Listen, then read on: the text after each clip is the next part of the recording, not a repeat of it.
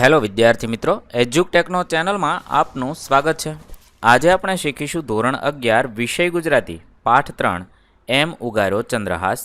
પાઠ 3ના સ્વાધ્યાયના પ્રશ્નોના જવાબની અહીં આપણે સમજ મેળવીશું। તો ચાલો શીખીએ પાઠ 3 એમ ઉગાર્યો ચંદ્રહાસ। સ્વાધ્યાયના પ્રશ્નમાં પ્રશ્ન નંબર 1, નીચેના પ્રશ્નોના ઉત્તર એક એક વાક્યમાં લખો। સવાલ નંબર 1, વિષયા ચંદ્રહાસના ઘોડાના વખાણ શા માટે કરે છે? જવાબમાં લખીશું, વિષયા ચંદ્રહાસના ઘોડાના વખાણ કરે છે કારણ કે વિષયા અહીં આવી છે એની જાણ ઘોડો સ્વામી ચંદ્રહાસને કરે એમ તે ઈચ્છે છે। સવાલ નંબર 2, વિષયાને પોતાના આભૂષણ વેરી જેવા શા માટે લાગે છે? જવાબમાં લખીશું, વિષયાને પોતાના આભૂષણ વેરી જેવા લાગે છે કારણ કે તેને ડર છે કે કદાચ તેના આભૂષણના અવાજથી ચંદ્રહાસ જાગી જશે।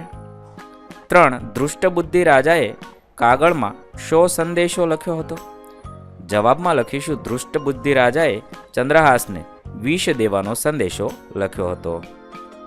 4, વિષયાએ વિષનું વિષયા કેવી રીતે કર્યું?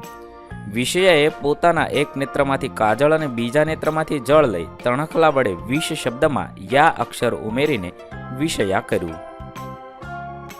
પ્રશ્ન નંબર 2, નીચેના પ્રશ્નોના મુદ્દાસર ઉત્તર લખો। 1, ચંદ્રહાસનું મનોહર રૂપ જોઈને વિષયા શોક શા માટે અનુભવે છે? જવાબમાં લખીશું, ચંદ્રહાસનું મનોહર રૂપ જોતા જ વિષયા તેનાથી મોહાઈ જાય છે પરંતુ તે તત્ક્ષણ વિચાર કરે છે કે જેણે જપ તપ વ્રત અને દેહ દમન કર્યા હોય તે જ એના ઘરની નાર હોય। જે ભાગ્યશાળી હશે તેને જ આવો સુંદર ભરથાર મળશે। પોતે એક પણ પુણ્ય કર્યું નથી એટલે પાપણી છે, તો પછી તેને આવો ભરથાર ક્યાંથી મળવાનો? આવા વિચારથી વિષયા દુઃખી થઈ જાય છે અને ચંદ્રહાસનું મનોહર રૂપ જોઈને શોક અનુભવતી આંસુ સારે છે। 2, ચંદ્રહાસ પાસેનો પત્ર વાંચી વિષયાએ શી પ્રતિક્રિયા આપી? ચંદ્રહાસ પાસેનો પત્ર વાંચો। એમાં પિતાએ પુત્ર ચંદ્રહાસને વિષ આપી મારી નાખવાની વાત લખેલી। પિતાનો આ સંદેશો વાંચતા જ તે છણકો કરે છે। આવું લખતા પિતાના હાથ કપાઈ જવા જોઈએ। જો કે વિષયામાં કોઠા સૂઝ છે, તે તત્ક્ષણ સમય સૂચકતા વાપરે છે। પોતાના એક નેત્રમાંથી કાજળ કાઢે છે અને બીજા નેત્રમાંથી જળ લે છે અને તણખલા વડે વિષ શબ્દમાં યા અક્ષર ઉમેરીને વિષયા લખી નાખી એ પત્ર ચૂપચાપ ચંદ્રહાસની કમરમાં બાંધી દે છે। 3, ચંદ્રહાસ કેવી રીતે ઉગર્યો? જવાબમાં લખીશું, પત્રમાં પિતાએ તેના પુત્ર મદનને ચંદ્રહાસને વિષ આપવાનું લખ્યું હતું। આ પત્ર વિષયાના હાથમાં આવતા તેણે આ હકીકત જાણી। વિષયાએ તત્ક્ષણ સમય સૂચકતા વાપરી પોતાની હૈયાસૂજીથી તેણે તરત જ તેના એક નેત્રમાંથી કાજળ કાઢ્યું, બીજા નેત્રમાંથી જળ લઈ તણખલા વડે પત્રમાં લખેલ વિષ શબ્દમાં યા અક્ષર ઉમેરી દઈ વિષનું વિષયા કરી નાખ્યું। આ રીતે ચંદ્રહાસ ઉગર્યો।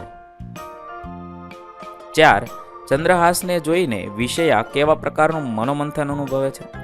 ચંદ્રહાસના રૂપ રંગ અને તેજ પર તે વારી જાય છે। ત્યારે થાય છે કે જાણે તેના પર પ્રેમની ભૂરકી નાખી। એ ક્ષણે તેના મનમાં મંથન શરૂ થાય છે। જે નારીએ જપ તપ વ્રત અને દેહ દમન કર્યા હશે તેને જ એવો ભરથાર મળે। પોતે તો એવી ભાગ્યશાળી નથી, પોતે પાપણી છે, તેણે તો એક પણ પુણ્ય કર્યું નથી, તો પછી તેને આવો રૂપાળો સ્વામી ક્યાંથી મળવાનો?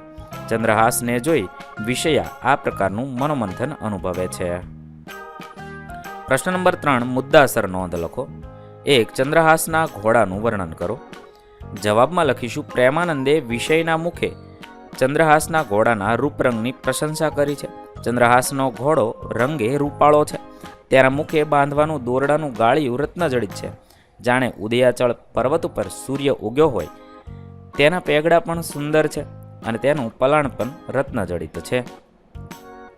2, ચંદ્રહાસનું પાત્રાલેખન કરો। ચંદ્રહાસ એક સોહામણો યુવાન છે। તેના કમળ જેવા સુંદર મુખની ભ્રુકુટી ઉપર ભમરા ગુંજારવ કરે છે। ચંદ્રબિંબની પાછળ તારા શોભે એમ એના ગળામાં મોતીનો હાર શોભે છે। એનું નાક પોપટની ચાંચ જેવું છે, જાણે તેના અધરબિંબને શોભાવે છે। કાનમાં ચંદ્ર અને સૂર્ય જેવા કુંડળ શોભે છે। તેના દાંત દાડમની કળી જેવા છે। તેના કંઠ કપોત જેવો છે। હાથ કુંજર જેવા અને કમળના રંગ જેવી હથેળી છે। તેણે બાય પર બાજુબંધ બેરખા અને આંગળીમાં વીંટી ઇત્યાદિ ઘરેણાં પહેર્યા છે. ચંદ્રહાસના આવા રૂપ, રંગ અને તેજથી અંજાઈ ગયેલી વિષયા પર જાણે પ્રેમની ભૂરખી નાખી. આવા સોહામણા ચંદ્રહાસ સાથે લગ્ન કરવા વિષયા ઉતાવળી થઈ છે. કવિ પ્રેમાનંદે ચંદ્રહાસના દેહ સૌંદર્યને ઉપમા રૂપક અને ઉત્પ્રેક્ષા અલંકારથી શણગારીને તેની કાયાનું ચિત્રાત્મક વર્ણન કર્યું છે. તેના સૌંદર્યની મુક્ત કંઠે પ્રશંસા કરી છે. અહીં આપણા પાઠ 3ના પ્રશ્નોના જવાબ પૂર્ણ થશે. વિદ્યાર્થી મિત્રો, ધોરણ 11ના ગુજરાતી વિષયના તમામ પાઠના પ્રશ્નોના જવાબના વિડીયો આપણી ચેનલ પર ઉપલબ્ધ છે, જે તમે ધોરણ 11 સ્વાધ્યાય નામના પ્લેલિસ્ટમાંથી મેળવી શકો છો. પ્લેલિસ્ટની લિંક પણ વિડીયોના ડિસ્ક્રિપ્શનમાં આપેલી છે. વિદ્યાર્થી મિત્રો, આપેલા વિડીયોની જો તમારે પીડીએફની જરૂર હોય તો તમે આપણી એપ્લિકેશન સ્માર્ટ સાથી પરથી મેળવી શકશો. વિદ્યાર્થી મિત્રો, આપણી એપ્લિકેશન સ્માર્ટ સાથી પ્લે સ્ટોરમાં આવી ગઈ છે, જેની અંદર તમે બધા વિભાગ જોઈ શકો છો. તેની અંદર વિવિધ ધોરણ છે. ધોરણ ઉપર ક્લિક કરતાં વિવિધ વિષય ખુલશે. વિષય ઉપર ક્લિક કરતાં તેની અંદર આવતા પાઠ ખુલશે. તેની અંદરથી તમે પાઠ્યપુસ્તક પણ ડાઉનલોડ કરી શકો છો. તેની અંદર આપેલા પાઠમાં ક્લિક કરતાં તમે પાઠની પીડીએફ, સ્વાધ્યાયની પીડીએફ, સ્વાધ્યાયન પોથીની પીડીએફ, પાઠના વિવિધ વિડીયોઝ, સ્વાધ્યાયના વિડીયોઝ, સ્વાધ્યાયન પોથીના વિડીયોઝ બધું જોઈ શકો છો અને ડાઉનલોડ પણ માત્ર એક ક્લિકમાં કરી શકો છો. વિદ્યાર્થી મિત્રો, આપણી એપને સપોર્ટ કરજો, ડાઉનલોડ કરજો